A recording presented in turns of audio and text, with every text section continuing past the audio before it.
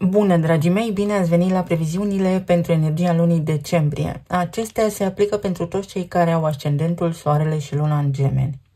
Voi începe în prima parte cu descrierea tranzitelor astrologice, iar apoi vedem ce ne spune energia din cărțile de oracol, din cele de tarot, dar și din talismane.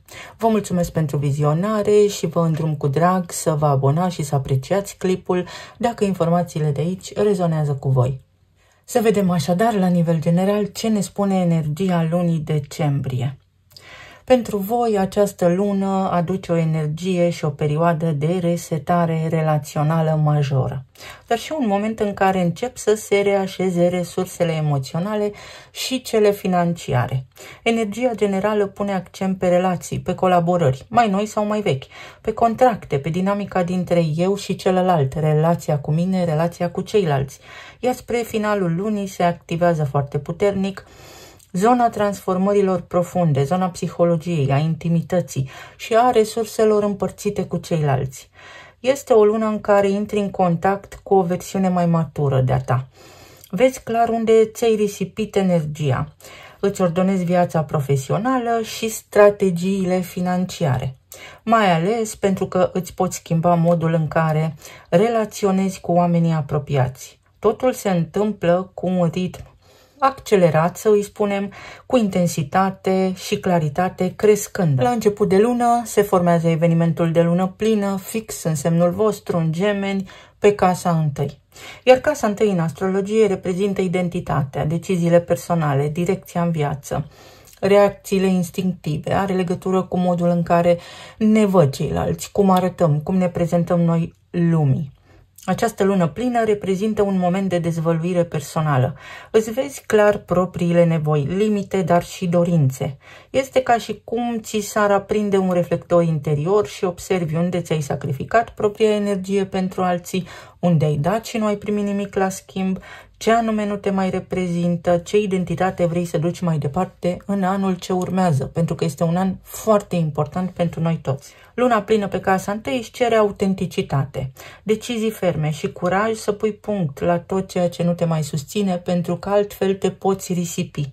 Emoțiile pot fi intense, reacțiile imediate, pentru că voi sunteți un semn foarte rapid, să spunem așa, iar corpul poate cere foarte multă odihnă pentru a nu duce către provocări medicale sau pentru a nu fi voi suprastimulați. Este un moment excelent pentru a-ți schimba înfățișarea, pentru a-ți schimba direcția în această viață, pentru a-ți schimba mentalitatea sau pentru a lua decizii importante, însă nu sub o formă impulsivă. Mai apoi Neptun revine în mers direct în Pești, pe zona casei a 10-a, unde avem cariera, statutul social, reputația, ambițiile noastre profesionale, sensul nostru aici în planul fizic.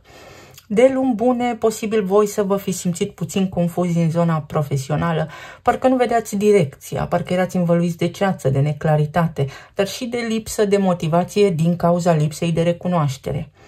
Când Neptun își revine acum în mers direct, vei începe încet încet să vezi mai clar drumul în carieră. Poate fi un nou început de proiect sau un proiect care abia a început acum să devină mai clar, mai coerent. Apare inspirația, apare sensul.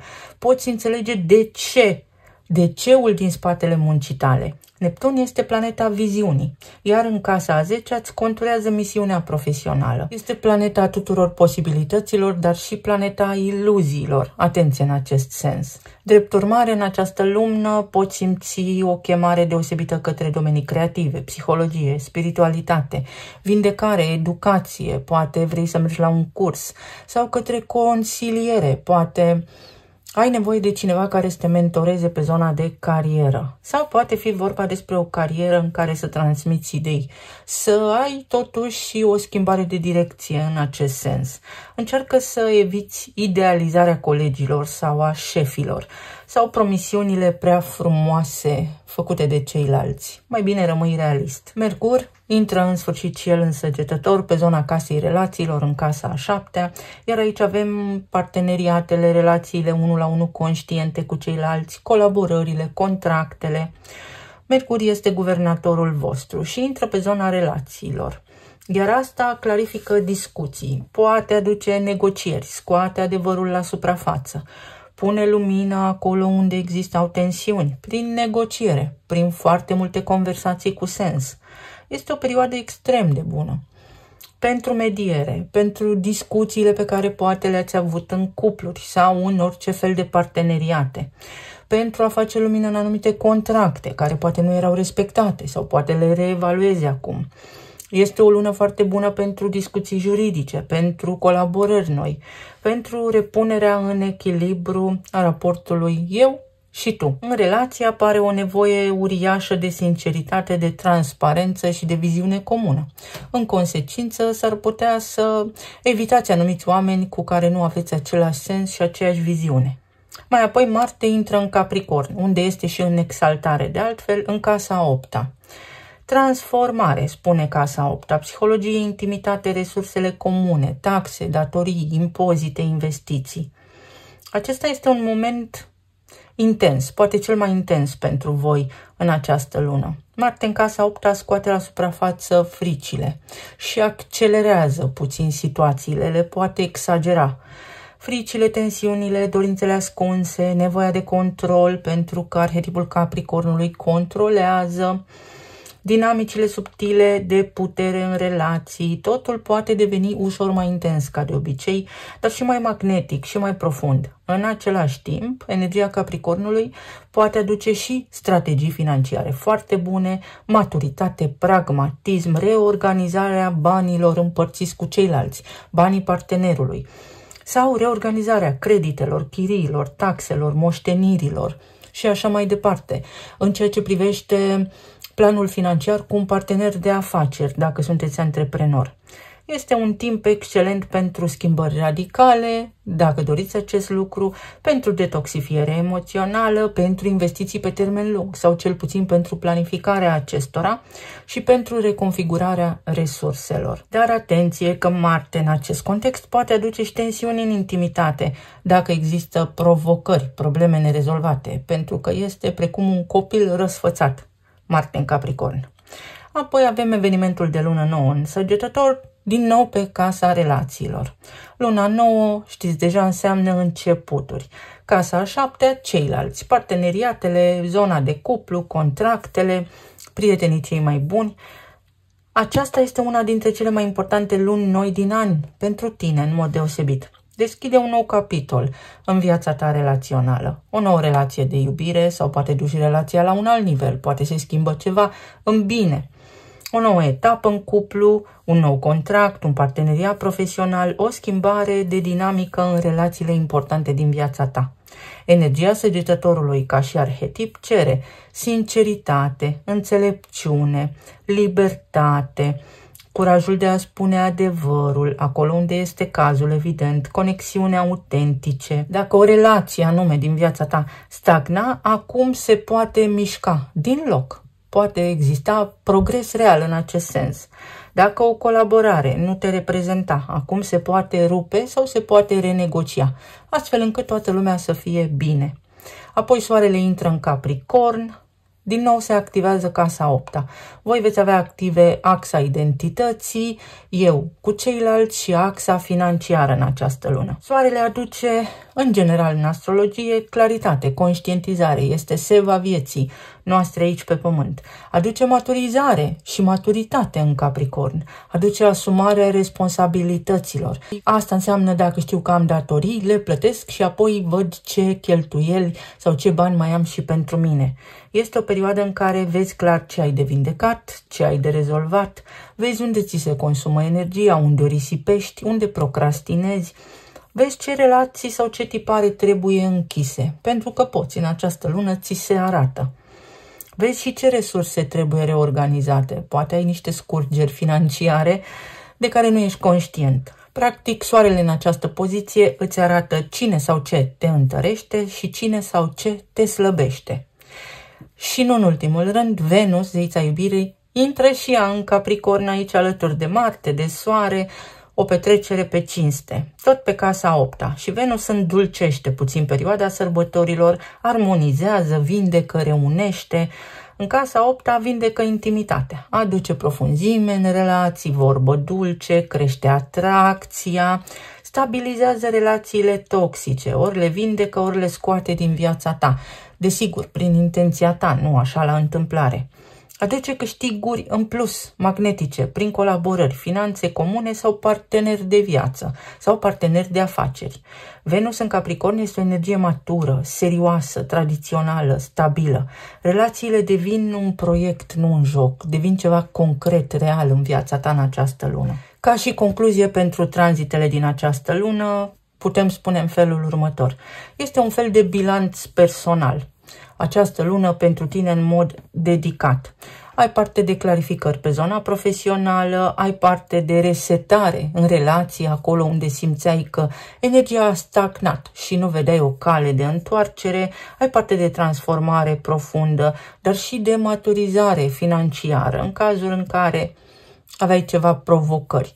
În acest sens, energia lunii este intensă, este profundă, dar ne și ajută să ne vindecăm, să ne schimbăm viețile în bine.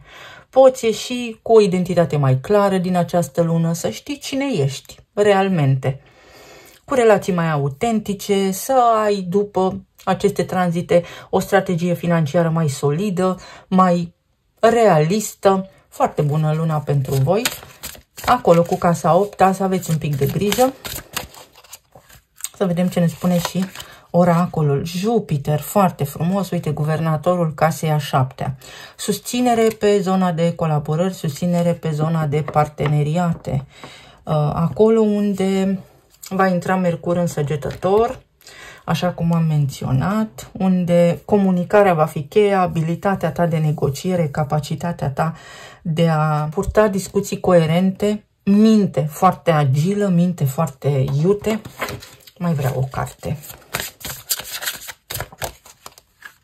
Ai parte de mari beneficii în această lună. Și casa 8-a, incredibil.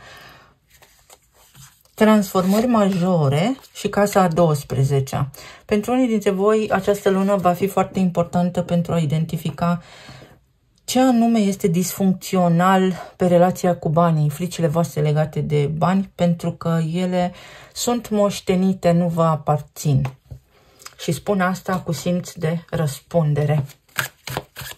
Casa a 12-a este casa subconștientului, casa inconștientului colectiv. Rulați un program, unii dintre voi, de sărăcie, frică, de a nu pierde bani. Oricât de mulți bani ați avea. Casa a 4-a, liniște în casă și în familie, ceea ce deții. Pentru voi este o lună foarte bună în care, prin zona imobiliarelor, puteți câștiga niște bani în plus sau vă puteți cumpăra o casă, vă strângeți bani pentru o casă sau puteți începe să plătiți anticipat un credit sau să scăpați de niște datorii. Pentru alții dintre voi poate fi vorba despre o moștenire, despre casa părintească, despre ceva ce are legătură cu tradiția, trecutul, familia, cuibul, rădăcinile voastre. Toate aceste lucruri pot apărea în centrul atenției în perioada ce urmează sau poate vă învingeți o frică care s-a declanșat în primii ani de viață. Pe zona de relații, plan material, financiar și emoțional sau pe zona de sănătate, așa, holistic vorbind, să vedem ce ne spune energia. Este o lună mai lejeră pentru toată lumea. Să vedem. Ce frumos. Uite, din nou Jupiter, din nou axa despre care vă vorbeam. Casa 1, casa 7-a, eu, tu, noi. Ce facem noi? Este o lună în care lucrurile la nivel de relație pot fi discutate și echilibrate major.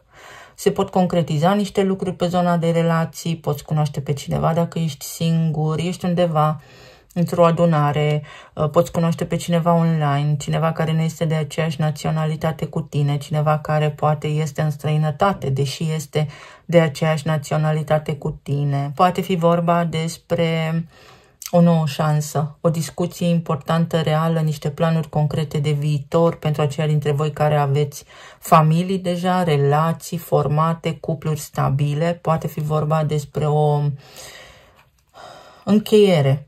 Încheiere nu în sensul rău, încheierea perioadei actuale, despre încheierea nivelului, să spunem așa, depășirea nivelului actual de relație în care sunteți pentru a încerca mai mult, pentru a trece la o altă etapă. Poate fi inclusiv o discuție foarte clară, foarte pertinentă despre căsătorie. Aici se mai acordă o șansă, aici este o încercare reală de a trece la următorul nivel sau o discuție foarte clară. Uite, aici s-a ascuns o carte. 3 de bâte. Iese soarele pentru voi. Deși avem apunerea soarelui, mistic vorbind, pentru voi iese soarele. Este ca și când se răstoarnă ceva. Pe zona de relații, dacă până acum nu vă mergea bine, din această lună vă poate merge bine. Dacă până acum vă mergea bine, poate să vă meargă și mai bine de atât. Ceva predestinat, o conversație, o discuție în toate relațiile, nu doar în parteneriatul de iubire sau alături de omul cu care ai o relație stabilă acum. Pot fi noi colaborări, ceva ce te-a stresat teribil, se oprește, se armonizează relațiile. Asta prin capacitatea ta de a înțelege coerent mesajele și oamenii. Ai un al 6-lea simț în această lună. Se oprește o căutare, se oprește o alergătură. Poți răsufla ușurat. 5 de spade, 9 de spade. Un stres major se poate încheia și începe ceva nou. Pentru unii dintre voi poate fi șansa conceperii unui copil, pentru alții dintre voi poate fi o nouă șansă la relație pentru că vă iubiți foarte mult, pentru alții dintre voi poate fi pur și simplu o apropiere, o reconectare, ceva magnetic care se produce între voi deși aveți o relație stabilă. Pentru alții dintre voi poate fi faptul că puteți cunoaște pe cineva și era meant to be, era predestinat, sub o formă sau alta. O sincronicitate foarte bună. Și roata destinului clarifică roata destinului. Destinul aici intervine. Dacă voi vă țineți de treabă și vă faceți treburile, să spunem așa, vă asumați responsabilitatea asupra propriei voastre vieți, luna decembrie vă surprinde cu evenimente trăznete, evenimente amuzante, evenimente așa cum nu ați mai avut de foarte mult timp, pentru că pentru voi a fost un an greu, cu toate tranzitele prin casa a 10-a. Pe zona carierei, pe zona imaginii publice, pe zona statutului. Este ca și când v-a fost subminată autoritatea în acest an. Și elementul foc. Va fi foarte important anul ce urmează. Mai aveți câteva luni la dispoziție pentru a vindeca ce aveți de vindecat, pentru a vă face un plan foarte stabil, pentru a vă interesa, pentru a cerceta, pentru a găsi informațiile potrivite pentru voi, mai ales la nivel financiar. Pentru alții dintre voi, mesajul este să te aștepți la ceva neașteptat, un element de surpriză incredibil de bun, ceva magnetic, ceva ce începe, este focul creației, putere creativă, putere să obții ceea ce îți dorești, șanse care îți surâd la fiecare colț, la fiecare pas. Se deschid foarte multe uși, este și o energie foarte incitantă, foarte magnetică, senzuală, erotică pentru unii dintre voi, iar pentru alții dintre voi este o lună care vă recomandă să vă liniștiți. Uite, energia leului, o lună cu iubire, o lună care indică casa a 5-a copii, deci nașterea unui copil, aflați despre o sarcină sau ceva începe. Luați o hotărâre și sigur că se naște la nivel de intenție o nouă idee în mintea voastră care va fi foarte ușor de pus în practică, de implementat. Este extrem de important să începeți să vă odihniți. Extremele se atrag. Asta spune energia pentru voi începând cu această lună. Și egalitate. Se rezolvă un cadru complex, profund. Veți fi respectați. Cuvântul vostru va avea putere, forță. Ideea este să fiți realiști, nu idealiști. La nivel de plan material, Nu ai avut puterea să deblochezi niște lucruri. Nu ai avut puterea să faci așa cum ți-ai dorit tu. Te-ai lovit de fel și fel de bolovani în drumul tău spre succes. Ai tras foarte mult de tine, energetic vorbind, în acest an. Ai vrut să începi o grămadă de proiecte. Nu ți-a fost permis, nu ți-a permis sănătatea sau nu ți-a permis locul de muncă sau contextul în care te afli acum. Capeți o nouă perspectivă. Acesta este Saturn, care și-a reluat mersul direct în Pești. Neptun își reia mersul direct în Pești și îți arată ultimul stop. Este ca și când ai fi în ultima gară înainte de destinația finală. Ultima gară înainte de destinația finală, iar tu trebuie să știi că poți și să știi că meriți. Fie că vorbim despre relații, fie că vorbim despre viața ta la nivel general, fie că vorbim despre planul financiar. Se poate achita ceva, o datorie, sau se poate încheia ceva cu bine. A fost un an greu, dar a meritat pe deplin ce ai făcut tu. Foarte puțini oameni au putut face.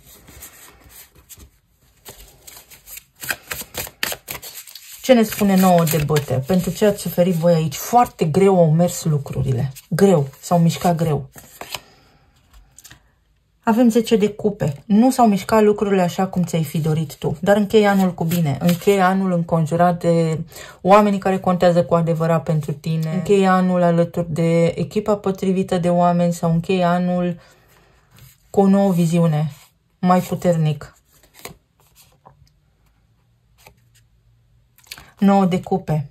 Pentru că în anul ce urmează, în anul calului de foc, pentru voi va fi important, veți putea face foarte multe lucruri. Îți găsești un partener, ori de afaceri, ori la locul de muncă, printre colegi, ori cu superiorul direct, ori la nivel financiar, îți găsești echilibrul, coincide cineva cu tine, vă faceți un plan împreună pentru următorii ani, lucrurile se întrevăd a fi mai bune decât în ultimul an la oaltă, la nivel financiar.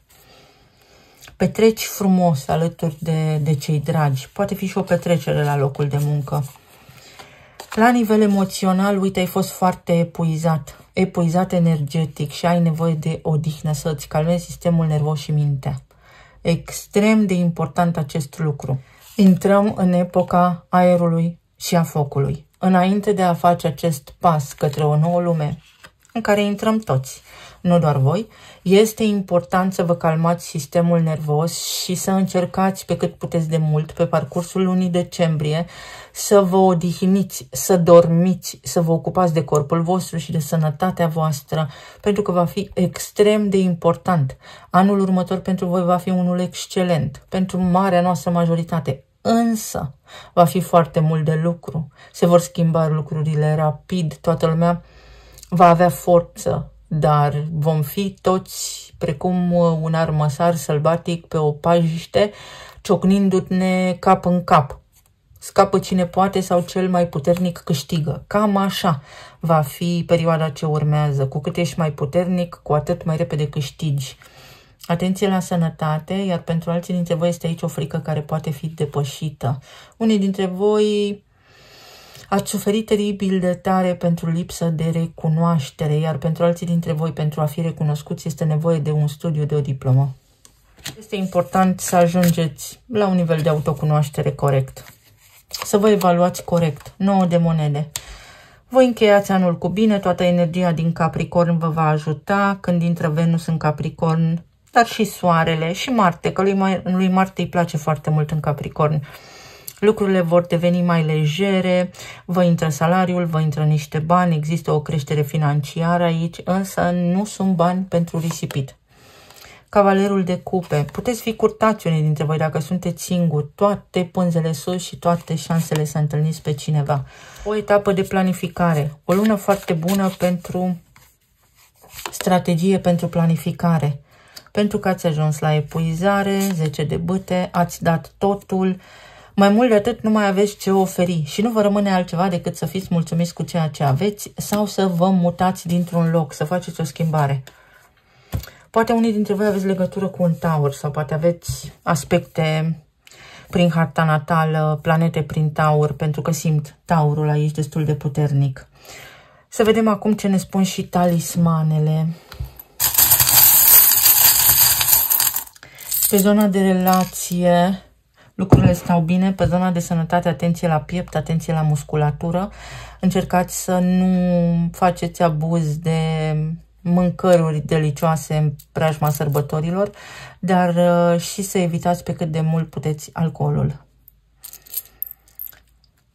O nouă călătorie, dar inițiatică, o deschidere spirituală, dar trebuie făcută ca la carte, nu superficial, nu zgriem suprafața. Uite, sunteți obosiți, aveți nevoie de relaxare, de frecvențe care vă relaxează creierul. Tu ești constanta mea. Ați avut un an greu, a fost un an greu și acum aveți nevoie de relaxare, trebuie să învățați, unii dintre voi trebuie, dacă vreți, desigur, să călcați frâna, să știți când să vă opriți. Suntem cine credem că suntem și te iubesc. Pentru că aveți activă axa relațiilor, dar și axa identității, în această lună se trage o concluzie, se întâmplă ceva bun, se întâmplă ceva ce trebuie să se întâmple, pentru că avem de 2 ori roata destinului pe zona de relații. O concluzie clară, finală, iar pentru alții dintre voi este o conștientizare puternică, iubire de sine, zâmbete și voie bună în preajma sărbătorilor, noi contracte, vă bucură sufletul. Pot fi și financiare, dar pot fi de orice natură, orice fel de colaborare.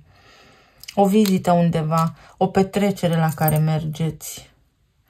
Uite, meriți, exact ce v-am spus, unii dintre voi nu ați primit recunoaștere, nu v-a fost recunoscută munca, dar urmează. Aveți nevoie de o relaxare pe zona de sănătate sau se calmează spiritele, vă relaxați. Aici avem racul. În rac îl avem pe Jupiter. În sânul familiei, în centrul familiei, alături de familie. Acolo vă puteți regenera. Vouă, dacă vă merge bine în familie, vă merg bine și treburile în afara casei. O vizită neașteptată, un arc de triumf, se anunță ceva. Ceva ce are legătură cu voi. Un premiu, sunteți invitați undeva. Deveniți cumva persoane publice. Este nevoie de o părere avizată. Trebuie să știți despre ce vorbiți. Iar în această iarnă este timp pentru studiu. Învățați ceva sau vă ocupați de niște lucruri cu adevărat importante.